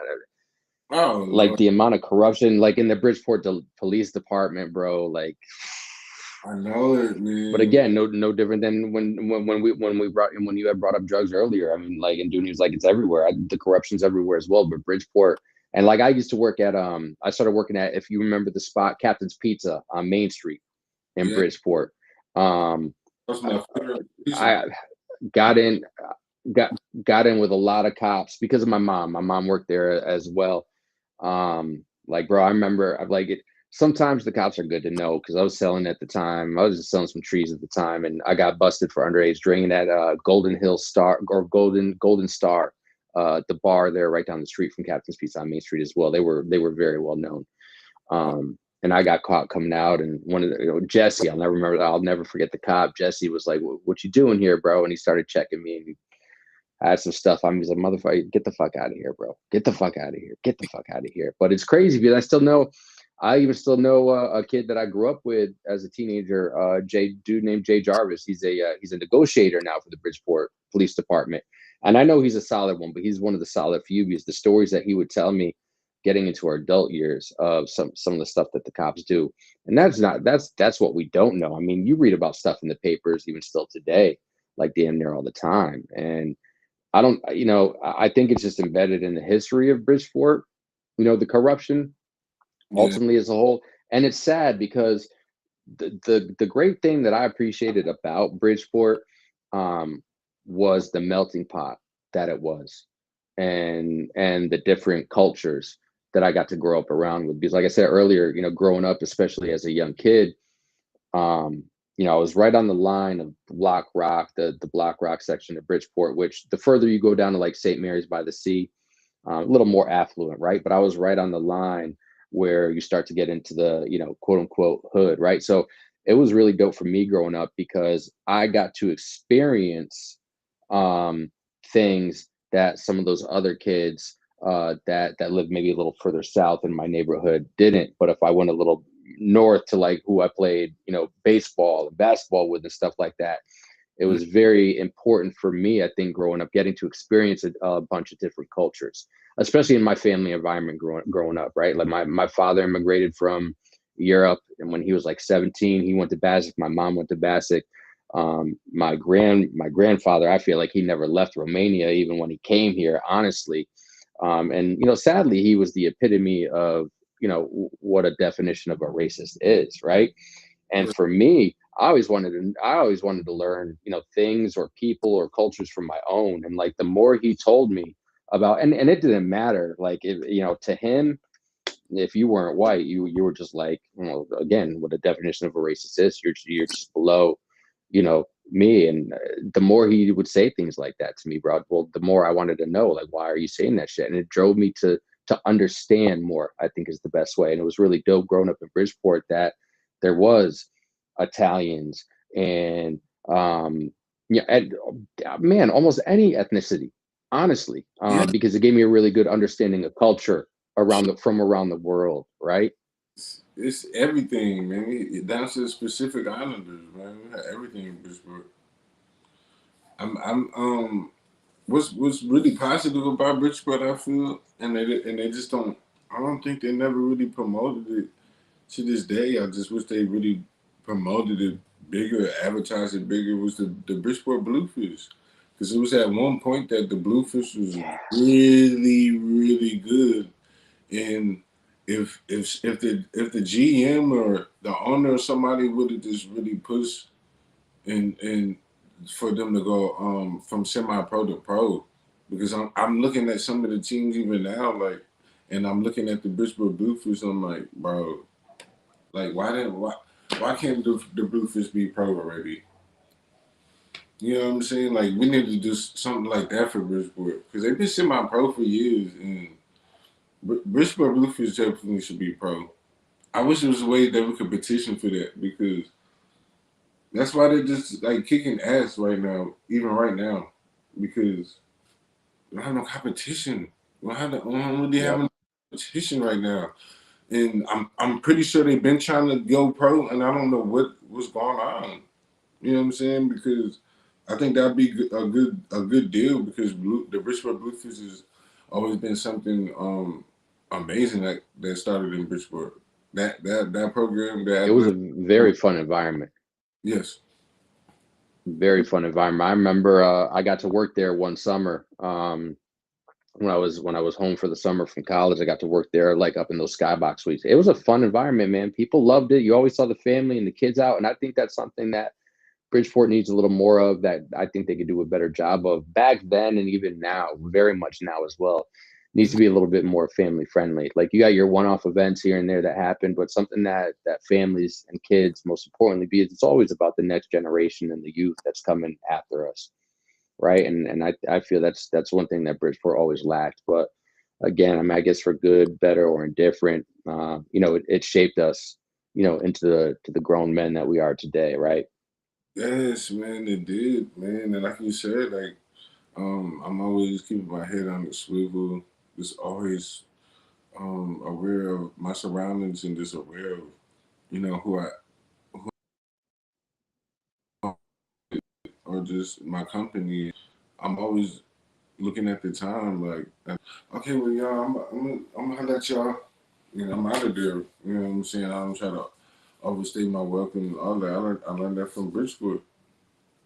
Things that could go left, so you know what I'm saying. So, and especially in Bridgeport, so being out here in Texas, um, it hasn't been that tough. It hasn't been that rough as Bridgeport. I had my struggles here and No, there. I can appreciate it. I had my struggles here and there, but it's been more. It's definitely been more easy going. Because of the experiences that I had in Bridgeport. Um, No, I can appreciate that. yeah, And it definitely, with the experiences that we've had, it definitely gives us a solid, when you talk about earlier, bringing it back to the music side of things, it really gives us not just the stories, from what we have in growing up in that area, in that environment, but it helps, I think, really be able to have that soul that goes into music, right? right. Which is one of the key things that we were talking about earlier. Um, so again, like, I mean, every experience that we have in life, um, there's pros and cons to it. I think it's just a matter of what you're going to do with both the pros and cons that you're given through a certain chapter of your life as well. And it sounds like, you are an individual who is very much embracing, whether it be from Bridgeport or some of the stories that you shared and experiences that you shared about Dallas, as well. You're embracing both the pros and cons to continue to help shape you as a man, because you definitely strike me as someone who's continuing to learn on a daily basis, and also is not content with where there are, and you want to continue to strive. And I think you're someone who believes that in order to strive, you have to understand the whys of those pros and the cons that you're given. Is that fair? Is that fair for me to say? Am I kind of on base, since we were talking a little baseball a few minutes ago with that statement there? Yeah, man, you hitting the hammer on the nail, man. Just even being here in Dallas, like, um, I've overcame all the adversity you could possibly overcome as an artist being here in Dallas because I'm not from Dallas, and then um, you know, a lot of the artists were supporting me really, really tough, and until they asked me, "Well, you got a little action. Where you from? You know, like you from like Louisiana and certain places that's near Texas. You know what I'm saying? Even like Arkansas or um, you know what I'm saying? New Mexico, places that are like near Texas, they're more welcoming, but they hear how good I'm sounding, right? And I would recognize it, and I was just like, nah, that's not what it is. Until it kept on happening repetitively, and I'm like, and then finally they were like, "Where you from?" You know what I'm saying? Because you got an accent. When I told them I'm from Bridgeport, Connecticut, bro, all the love went away. All the love went down the drain, man. Like I was like, "Dang, yo!" This was even down. Like this effect had. I had this effect even was down to my shows at one point. Like there was a lot of people there, and then it wasn't at one point. It would be maybe like 20, 30 people there, and I'm like, are you guys serious right now? So what I'm supposed to do? Dumb my sound down just to fit in? I'm not fitting in. Y'all know where I'm from, but everybody that is know where I'm from. I'm like, I'm not fitting in. Y'all know where I'm from. I'm from Bridgeport. We go hard, so I'm representing. So like, I got penalized Yep. for representing because it was people that told me this. They was like, bro, you're not from here. You gotta understand what's going on. You're not from here. You're going hard, bro. You're going hard on the musical abilities and in the vocal abilities. You know what I'm saying? You're the musician out here that people are trying to sound like now. Like, and you're the vocalist out here that people are trying to mimic. You know what I'm saying? Because you're very different. We don't have this type of sound here in Dallas. So you got that going on. You got the people that love that, but you got the people that really hate you right now because you kind of surpassed them. Their musical career. You know what I'm saying? So um, that was tough. And then just bumping heads with a few gatekeepers out here. I can't. I won't say their names. It will be in the bumping heads again. Yep. In the bumping heads. Some things are better left unsaid. I went all of them like a face to face, man. And it was like,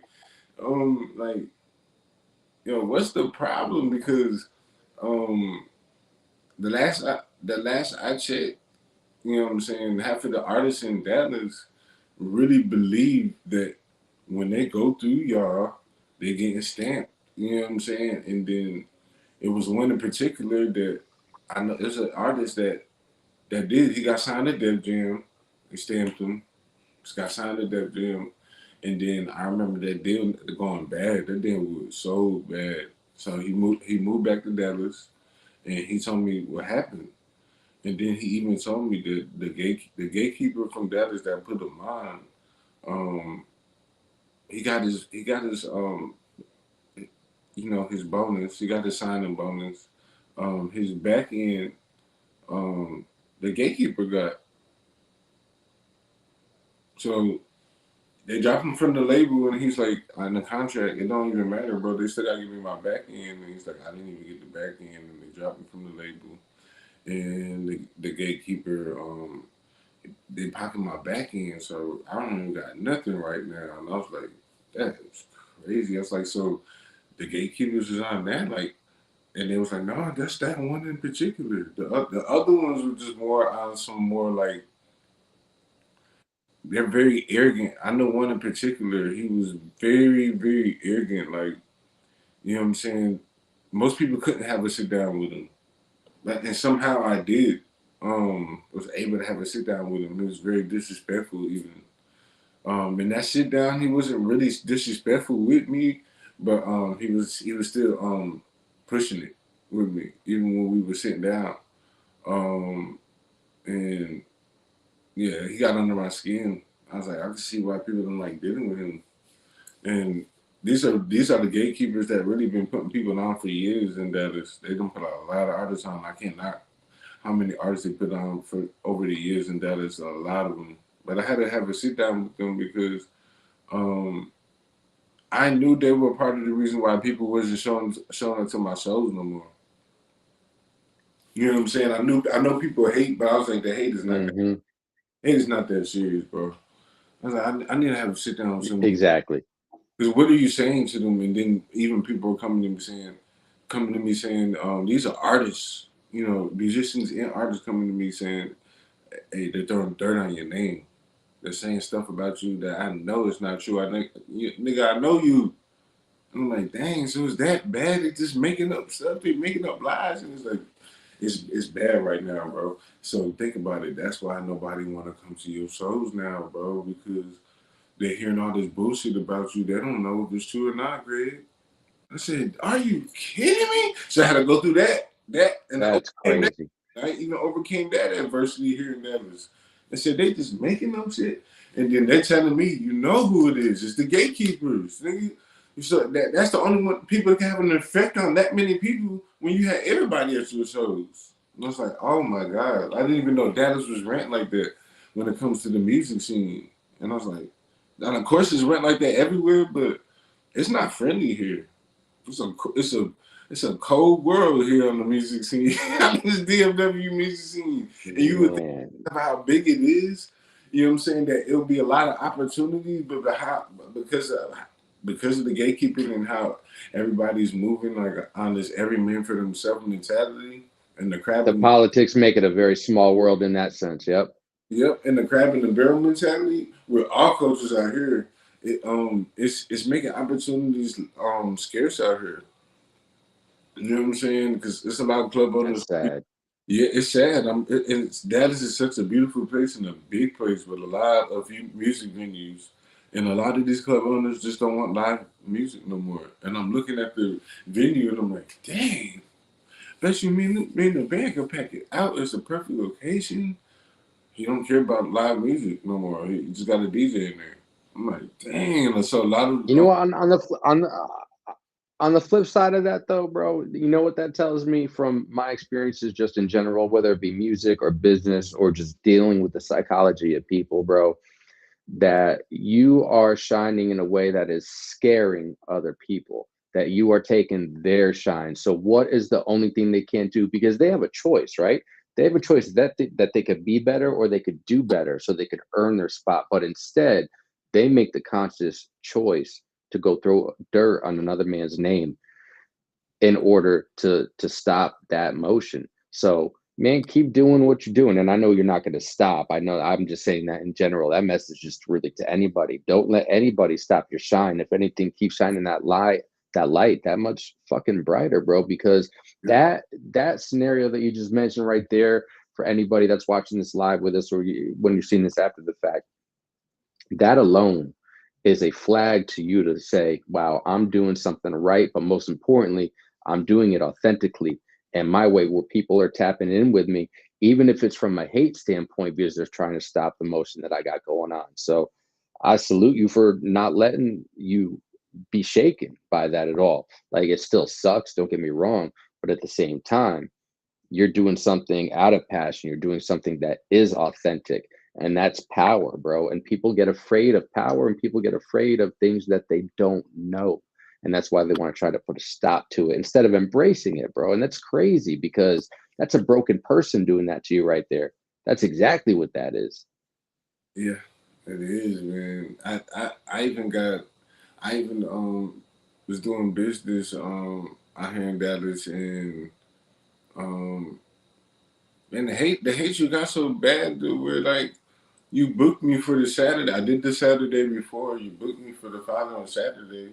Me and the band crew pull up to the club and nobody's there. So I call on your phone and I'm like, I don't see the lights on. I don't see no cars. For real, my drummer was like, he was like, bro, I don't see no cars. Like, is anybody here? So I called the owner. Now, are we here on the wrong night? Like something. I'm like, bro, it's Saturday. Like we just did it last Saturday. I think we did it 2 Saturdays in a row. So I was like, we just did it like 2 Saturdays. He said every Saturday. He just said last Saturday, hey, he paid us. And he said, okay, I'll see you guys next Saturday. So I called him like I don't know how many times. You know what I'm saying? And then the next day, finally, his son called me and was like, yeah, man, we're sorry about that. It's sad how they handle business out here. Whether they do have the money or they don't, because they be having the money and they just handle business poorly out here in Dallas. It's crazy. And these people had the money. He talking about some, yeah, sorry, man. We had an emergency and all of that. I'm like, no, I was like, bro, nobody couldn't call us. Like, I was like, fam, there's cars pulling up. It was That's cars just a common like courtesy, man. Come on. maybe like we're still parked in the parking lot, so we were still there about we stayed there for like a good hour and a half before we all moved around, but just a good 30 minutes of us being there and me talking on the phone, there's cars pulling up. You know what I'm saying? There's cars pulling up, and I'm like, oh my gosh! I had to tell them, I was like, yeah, we're not doing it tonight. And they was like, oh my gosh, I was looking forward to it. And I was like, hey, we're just finding out ourselves, so I'm trying to figure out what's going on. Yep. And then well, are y'all gonna be here next week? And I don't know.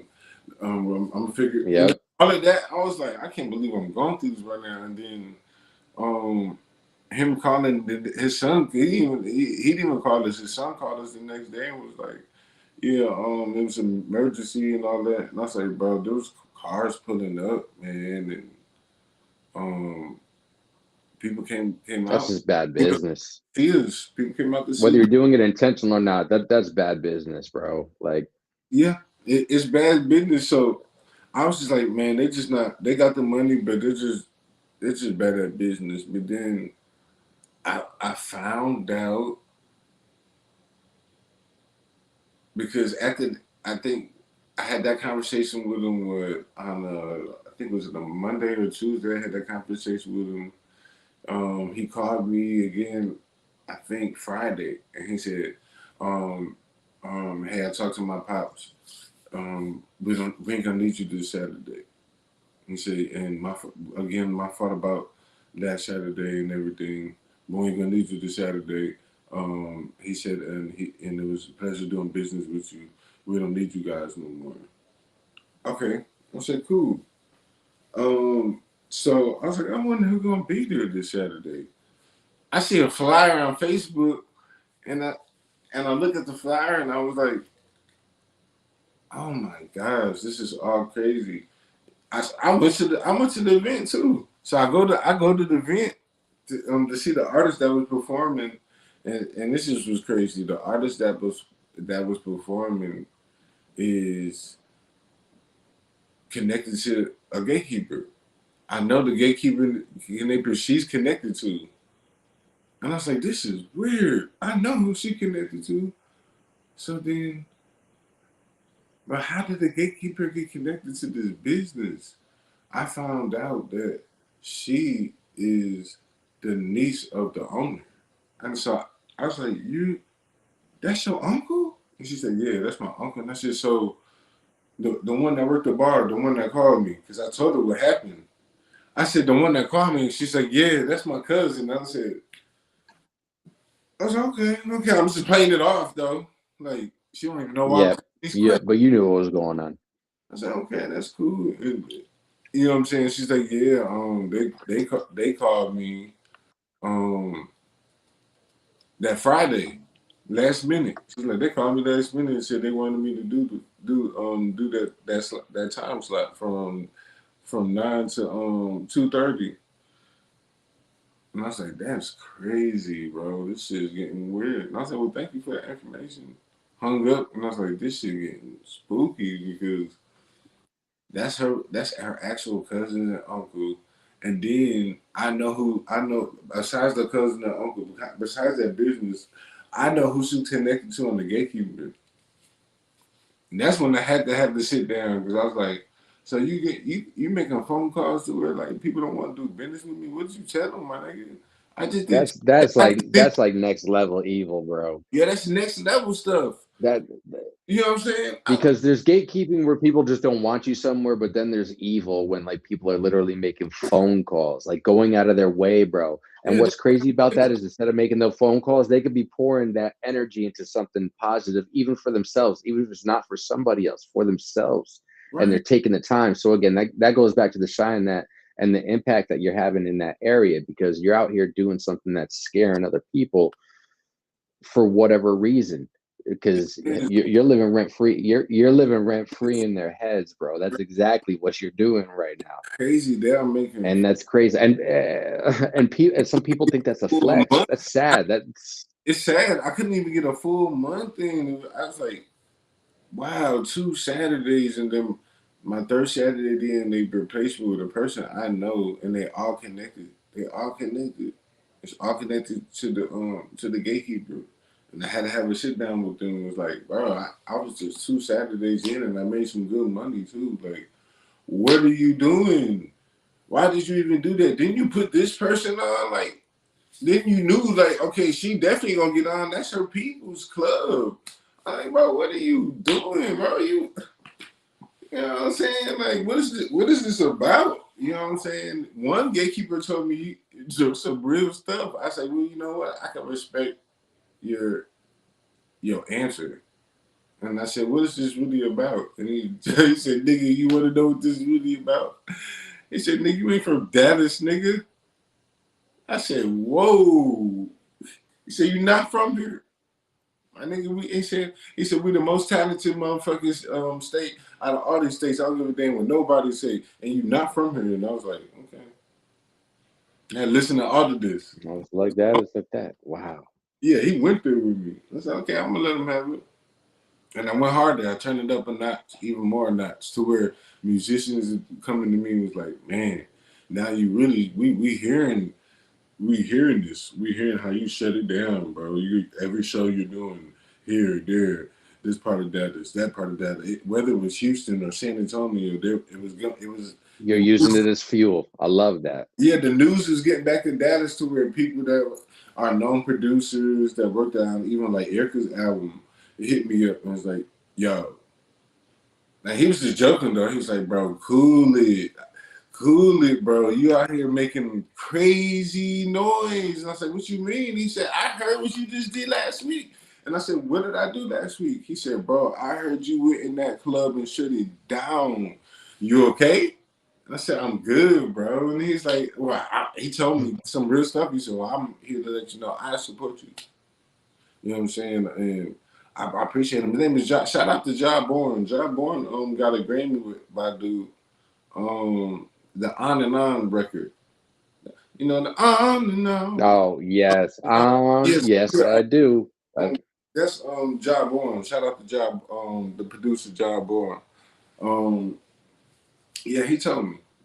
He reached out and he was like, and we had this talk that we have right now. He's like, don't worry about the hate stuff, and then like just keep doing what you're doing. He's like, cause man, I got some phone calls. That's why I'm hitting you up. And he was like, just keep doing it. He's like, cause you shut that club down last week to where it pissed people off, man. And it was funny to him. He was just laughing about it, man.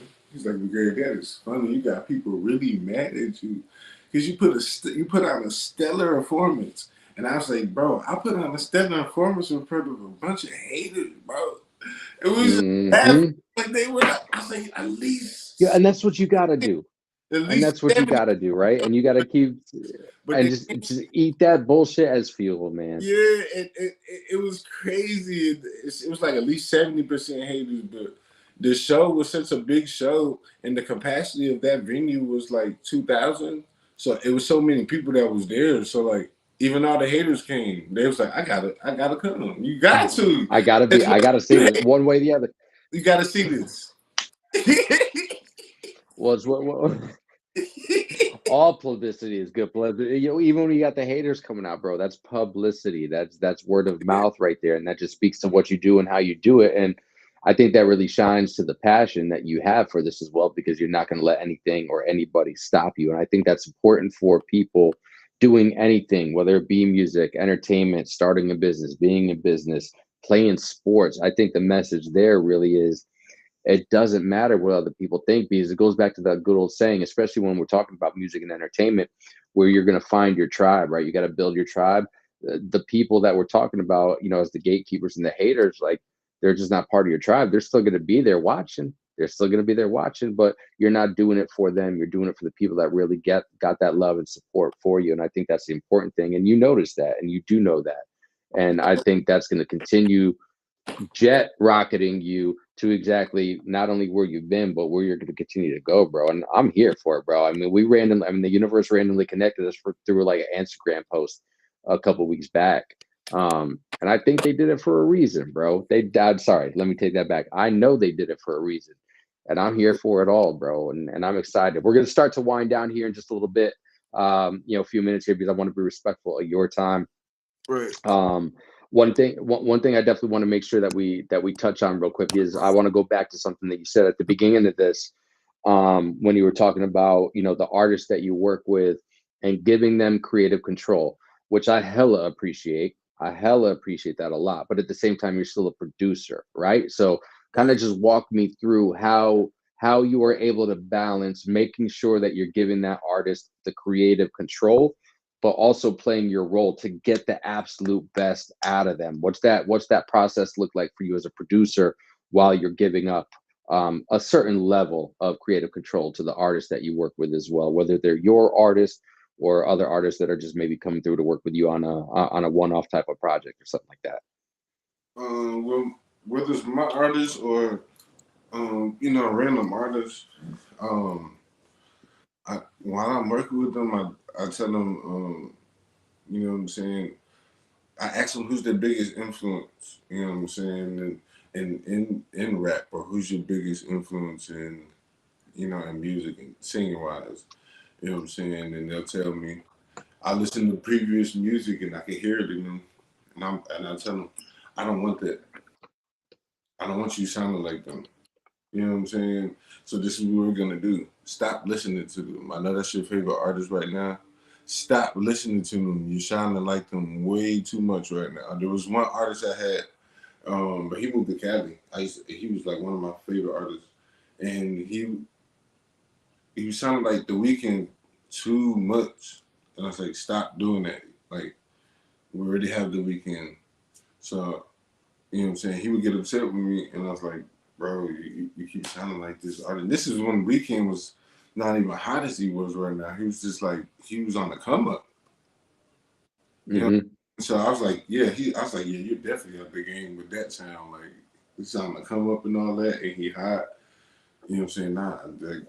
You know what I'm saying? Come up with your own style. And with these particular artists,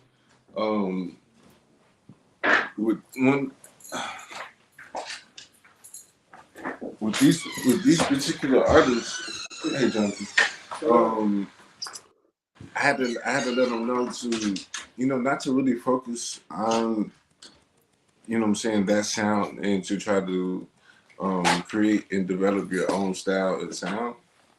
And so that was the process that I had to get out their brain what they used to sounding like, in whatever process they used to going in there, and even their writing process.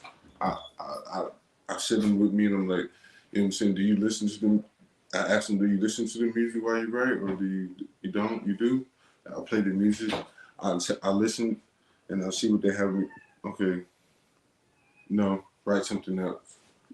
And there's only very few artists that I actually seen what they wrote, and I was like, okay, yeah, let's get in there. And they're looking at me like, and I'm like, yeah, right now, let's go, let's do it. You know what I'm saying? I like what they wrote. You know what I'm saying? And that's how you have to do them. You know what I'm saying? Because I'm just preparing them to be an artist that, like, at any given moment, record label executive, somebody could just approach you and be like, okay, show me what you got. Perform right now. Do it right in front of me. Because that's what some of them want to see. And I put it through that mode and that type of training. And my process is a little different, but I just don't want them sounding like their influences, like who influenced them to do music, because a lot of them actually end up sounding like them, and I'm trying to help them and cultivate them into an artist that people want to sound like in their own style. Which is not I can lie. That's not the easy part of the process. Because there was one artist in particular. You know what I'm saying? He just kept wanting to sound like he kept wanting to sound like what's his name um T.I. so bad, and he Okay. sounded he had a T.I. type of flow, and then like every song that we were recording, I was like, oh my goodness, he sound like T.I. in every song, and it was hard to break him. It was really hard to break him. Even other artists that was coming in, they was like, he don't sound bad. It's just really got T.I., bro. He got that Grand Hustle T.I. flow, man. And he's like, it don't sound bad, bro. Mm-hmm. But I said, I'm trying, bro, because he's not a bad rapper. I'm trying to get him into his own lane. And that one was the toughest one, man. I ain't gonna lie. He just didn't listen. He was stubborn. And I was telling him, hey, I'm trying to like brand you, bro. It's about branding, bro. You want to be the artist that always sounded like Yep. somebody else, or you want to be You got to really stand out. You got to really stand out. No, I'm completely with that. yes. And that makes a lot of sense. When I wrote my first EP, I was listening to a lot of stuff at the time, and then I got to a point where somebody told me the same thing: to stop listening to music, or at least that style of music, or whatever the case is, because it does have an influence on you, especially if you're listening to it often enough. Like it almost becomes like breathing in a way. So it's like you got to learn how to breathe, or almost like even walk again. Um, Going through that. So I can appreciate that. And that's why I wanted to ask too, just in general, because everybody has their own process and their own way of doing. I always appreciate, especially when I have the pleasure and privilege of speaking to a producer, just getting to know the inside of their minds, because it's a creative process. And I think it's really important to note that producers that really do it for pure intentions are really no different than artists that do it for pure intentions as well. That there's a process that they have that is unique to them. And I think it's important for people to realize and understand, especially anybody that might be newer to music, or might be hearing, these type of things for the first time, that you have to respect the producer as much as they're respecting you as an artist. Because at the end of the day, even though the producer, and more times than not, is not going to be heard vocally on a track, they are very much heard, and they want to produce the best track out of you possible, because especially when you're a producer, you're stamping your name on that. um so it's your brand as much as it is theirs in that respect, right? But more than anything, I think from an artist to artist, because producers are artists as well, you have to have that same level of respect. Just because a producer is not being heard vocally doesn't mean that they're not an artist, and it doesn't mean that they're not being heard. Because I mean, we can sit here on a whole nother podcast conversation probably, and talk about, like, no different than you were like, I hear Ti in you. A producer can do the same, right? Because producers get some kind of influence along the way as well. But the trick is always going to be, how do I be influenced by that other producer, but not sound like them? The trick is taking the influence that you have, putting your spin on it, and branding it as your own authenticity as a brand, because that's not what is only going to, set you out as a producer, but it's going to set you out from the business part of the music industry as well, which is very important. I think a lot of people miss the mark on that, especially if they're going to be stubborn, or especially if they're coming in right out of the gate. You got to be broken. I went through that process with a producer, because my first EP, I did it all by myself. I did it all by myself. I didn't know what the hell I was necessarily doing, right? And then I worked with a producer who has produced some pretty big name people. And the first track that I did, with my new sound, it took me 2 months to get there, bro. Maybe even longer. Maybe even longer. Um, and it was frustrating at times, but I look back at it now, and I'm so thankful for that process. I'm even more grateful for the patience that he had with me, because very much like you said about that Grand Hustle Ti rapper that you were sounding rapper that you were working with, you heard something in him that you're like, all right, let's get this. But at the same time, you as the artist, you have to be willing to really listen. Um, so that would, I really appreciated that, because I've lived that myself as an artist, and it hit, it was fully felt, bro, and I appreciated it. I think in a way that other artists might not necessarily get what you were saying there, and that's why I really wanted to hone in on that and emphasize that, because it's important. Because you, again, to anything in life, you don't know what you don't know, and that's just a fact. And you got to listen to the other people that do know, because they've been doing it for a minute, and they put themselves in a position where other people are respecting them for such as well. And you, as another artist, have to give the same respect to those individuals who have been doing it for quite some time as well. So I salute you for having that understanding and working with those type of artists, because like you said earlier in this conversation, you've grown patient, you know growing into the man that you are.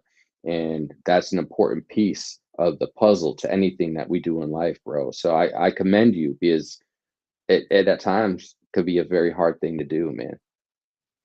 Yeah, it could be, but just keep praying and keep believing in myself, and then keep believing in the Most High, man. Um, I know I ain't come this far for nothing, man. Yeah, I always think about it like that, like, man, I ain't doing this for nothing. Man, well, it's showing. We're locked in, bro. I told you even a couple weeks ago when we first connected, because I got to listen to some of your sound. I'm working on a project that I'm going to be putting out later on this year, and I need a couple beats. So you and I, bro, we're locked in. I'm definitely going to be knocking on your door, Hey, for something yes, sir. along this way here in 2026. You better believe that, bro. You want the gym? You want to hear one I just finished? I just finished it. Let's go. Let's go. I just finished. Let's hear this, and then I'm going to let you, after you run this, I'm going to let you ride out with any final thoughts that you want to share. Let people also know where they're going to be able to find you if they want or need anything from you. But hell yeah, bro, let's go. Let's go. What you got? Yes, sir. I just finished it, like maybe 30 minutes before we went live.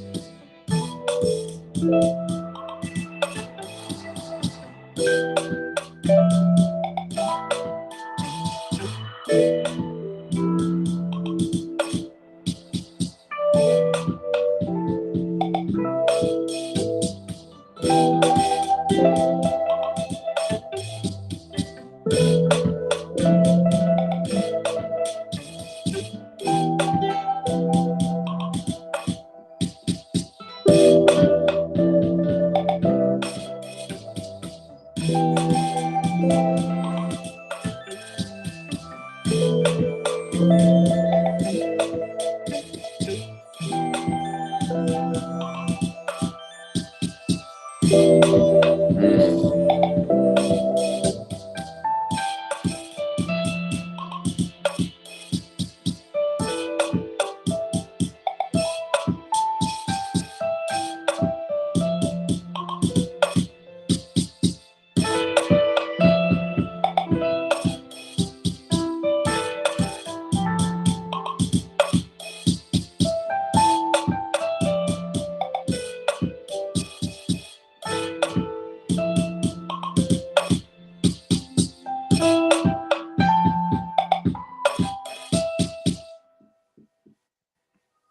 Yeah. I like very tranquil, bro. That was a smooth track.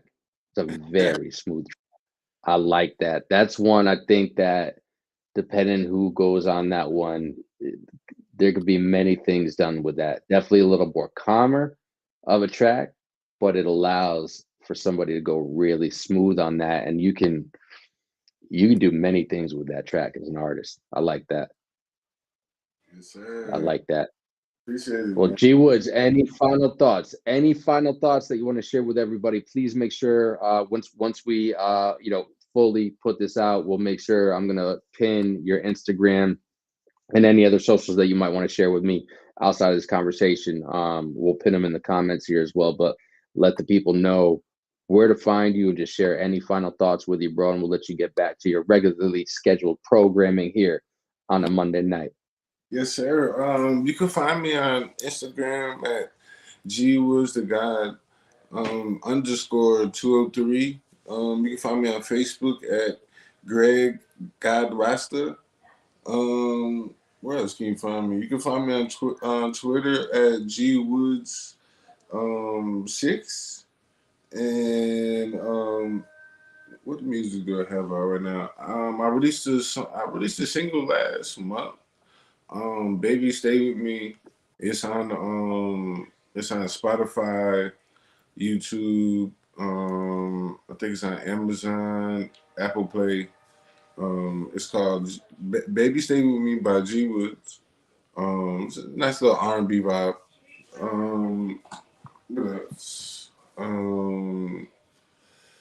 Just look forward to some more music. I got another single I'm gonna release.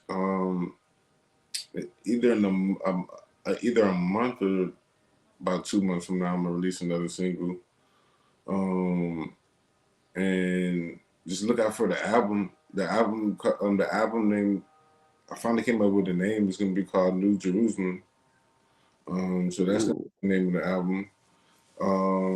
So I want to drop it in the summer. I think the summer will be a good time to drop it, and I have enough music and enough material. Some of the songs I just have to just get in there and actually record it, and then most of the songs are recorded. I just gotta mix and master it. So I want to release it in the summer. Hopefully I can. Um, but I have that going on as well, and just look out for me and my band, me and the Culture Band. My band name is the Culture Band, the G Woodz and the Culture Band. Just look out for us in the city near you, and for any of the artists that been grinding for a long time, man, just keep going, man, because I've overcame a lot of adversity. It's probably more I'm gonna have to overcome, but I just stay solid to the blueprint of being yourself. It's a bunch of different blueprints you can follow, and then you have that one blueprint that most artists should follow, and that's just the blueprint of being you and um, not really trying to mock somebody else's success. Just try to create literally your own success story. That people can look up to. You know what I'm saying? And um, try to be that artist that people actually you like. They like you. You're relevant to them, and not be the artist that they only listen to when they go to the club. Because it's about making timeless music. So which we have a lot of music that's timeless to this day. When you hear it, you start singing along with it. You're like, man, I ain't heard that song. I ain't heard that song in a while since I was a kid. And be in the business of making music that's timeless and not making music that it's just a club banger, because the club bangers don't last that long. You know what I'm saying? That's why these artists are selling their catalogs. It's starting to make sense now. At first I was like, well, maybe because, you know, it's money. It's money involved. If I can sell my catalog for, 100 million, why not? But then when I started doing my research, it's like, um, you make a lot of club bangers, and the industry is in a different direction now. The Grammys is Warner Grammys to a lot of artists that have live bands. You know what I'm saying? And all your music is like club bangers, and you don't have a band, and you don't got nothing that going. So like, the industry took a they took a direction with the even with the Grammys. Like, they don't base the Grammys off of what they used to base a Grammy off of. You know, um, I encourage the artists to just be themselves, because it's these days you can actually win a Grammy, bro. It's crazy. I'm seeing some of the artists that are winning. I'm like, man, yeah, maybe I might can sneak one in there. If you dream it, you can do it, bro. That's the truth right there. Yeah. But you got to have that belief in yourself, and you're somebody that clearly does, bro. And I salute the path that you are on, and you take every step of that in stride, the good, the bad, and the indifferent. And there's not a lot of people out there that will do that, bro. So it's nothing but a big salute to you, man. And I thank you for taking the time with us today to share your story, share your journey with us, all the way back to the floppy disk era, bro. That's what's up right there. All the way to touching the drums at 4 or 5 years old, getting on the piano by the time that you were 7. You're not just a producer, you are a musician. And there is a difference, people. If you don't understand that, go and do your research, because there is a difference. Yeah. And I'm here for it, bro. I'm definitely gonna hit you up on IG, because I want to make sure I want you to send me all of your handles so we can share them on our pages on the socials, in addition to the live. And then because we have 2 pages, we have the We Outside Legacy page, which was our original page, and what we utilize that for is specifically for our family members such as yourself. Any new music, any new projects, anything that you got going on, you are always welcome to tag us as a collaborator. We will always accept those if you ever want to do that. And then all the clips that are going to be coming from this will come from the @WeOutside_livecast IG page. But I just wanted to say that more than anything, we're locked in. I don't know if we've exchanged numbers yet, bro. We got to exchange numbers. I'll hit you Yeah, up on IG and get that done we're locked in, man. We're locked in, bro. too. Because It's good you're doing oh, a go ahead. podcast like this, bro. Because man, that's you gonna put a lot of artists on, bro. Definitely gonna put a lot of artists on, man. And That's what we're trying to do. And this doesn't have to be the only time you ever want to come back outside with us, bro. We've had people that have been on here 2-3 times, bro. We do this regularly. We got some really dope things planned, OG Dooney and I, for the future of this platform, because it's about sharing the love. It's about getting with the real creatives, the real artists, most importantly, the real humans that are behind that creative and artistic part of themselves as well. And we embrace that. And we want to make sure that we are shining the light on those artists, because our platform is about real, raw, and authentic, bro. And this conversation was nothing but that, bro. So I appreciate you taking the time with us, and sharing your journey with us, bro, because it's real. And that's exactly what this platform is. I appreciate you, man. It's all love. It's all respect, from one Bridgeport 203 Connecticut brother to another. My man, listen, outsiders, this has been G Woodz the God. Tap in with him. We're going to make sure that we share all of his handles. And as always, you've been outside with us. If you're down with real conversation, always stay locked in to this situation, because it's real, it's authentic, and we don't do interviews. We do human conversations. All the thoughts, all the questions that came up, we just freestyled it just like we would on a track. You know what I mean? Yep. My brother.